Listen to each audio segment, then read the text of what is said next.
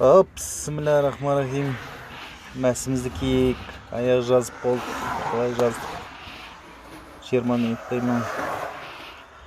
Тараз, Жамбыл облысындамын. Алматыға жол тартайық. Машинаны оталдырайық бірінші.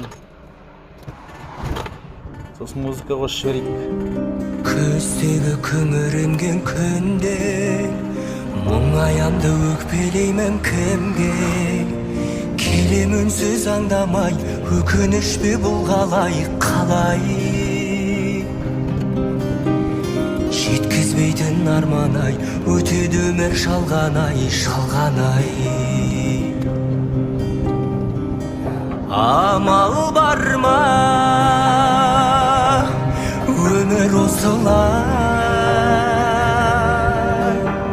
Сынағына көнесің, тағдырыңа ересің.